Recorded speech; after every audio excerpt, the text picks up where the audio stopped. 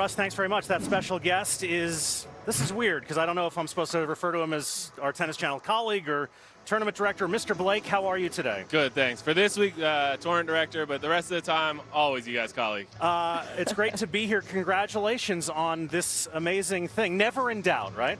If you say so. And if Mr. Ross says so, then I believe it. And we got this done, and the commitment of IMG to keep it in Miami and then partner with Mr. Ross, it's just been unbelievable. To get this done in a year is truly incredible, and then thinking the next year we're going to get it done in about a month.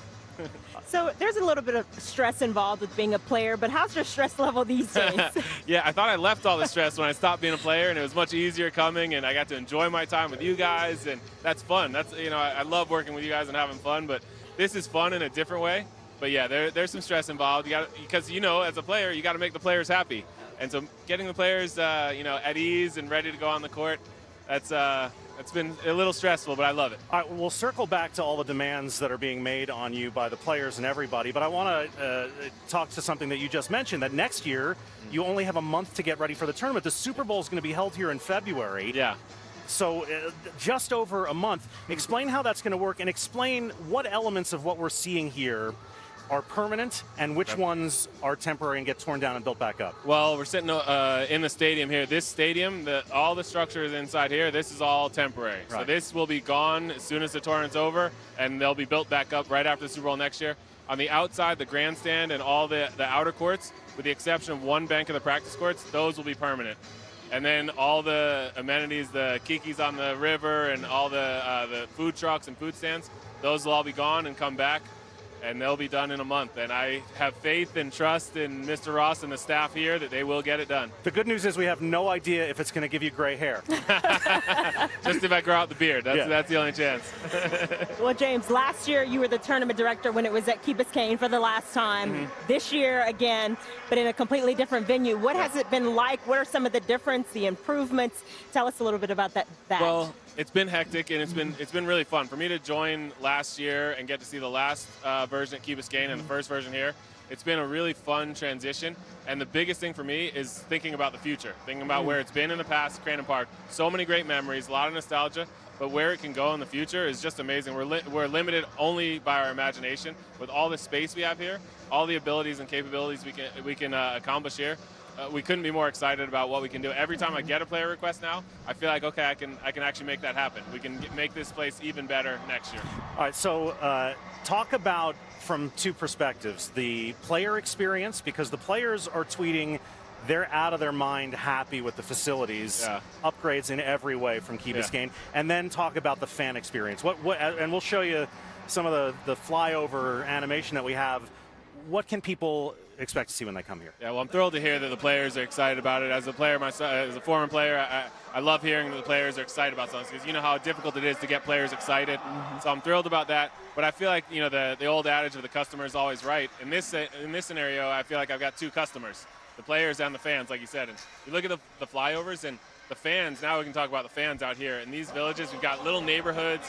I think Kiki's on the River is going to be one of the most amazing spots to sit, have a drink. It'll be cool in the shade for when it gets hot. You can see the biggest video board in tennis. You can see some of the practice courts out there. You can get your own picnic basket, take it anywhere on the grounds. You've got Casa Tua, Novecento, and live music. Art. I'm not as big into art, but it's such a part of the Miami culture. Mm-hmm. We've got some great artists that have done murals on the grandstand. You can buy a Picasso here if you want to. You can do just about anything here, it seems like. So it's whatever Mr. Ross says, we can do. So it's been amazing to have these kind of options, and the fans can come out. And I honestly think it's great for diehard tennis fans are going to get the best tennis players in the world. They're going to get to watch them on the biggest stage, and the casual tennis fans are going to get an amazing experience just sitting out there, having a few drinks, people watching, getting great meals, and you can watch it on the video board. You don't even have to come into the stadium, but you're going to have a great experience when you come here.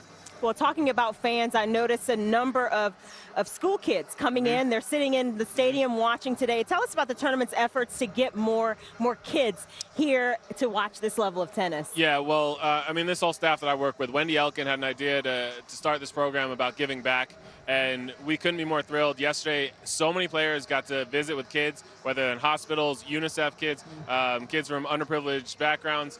and they were all out here since the rain. We did have we can't control the weather, but so we had rain, so they all came out and just had fun and talked to a lot of the players. And I can't tell you how excited I was and how much it warmed my heart when I came here today and got the feedback that the players were thrilled with that. They all had fun. They all were happy to do it again and wanted to. We're going to make it a full-time thing. So every year we're going to have the Tuesday before it starts. We're going to have a kids' day. We're going to make it so that we're giving back. And so now all the kids want to come out and hey, we make a few more tennis fans. It's good for the sport and hopefully really good for the kids. You had a nice ribbon cutting ceremony about 20 minutes ago. Not bad talent out there between Roger and Novak and Serena and Osaka. Yeah. Did they whisper anything to you about their initial reactions to what they've seen so far?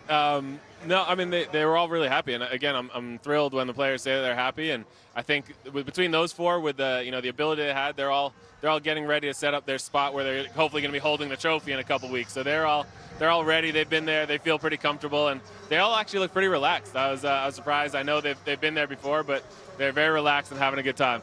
All right, first match on Stadium is about to happen. One-word answer, James. Are you a benevolent dictator or a hard case dictator? I hope benevolent. I buy that. We have a hard time believing anything else about our pal James Blake. Congratulations, and here's Thank to a you. great 12 days and no more rain. Thank you very much.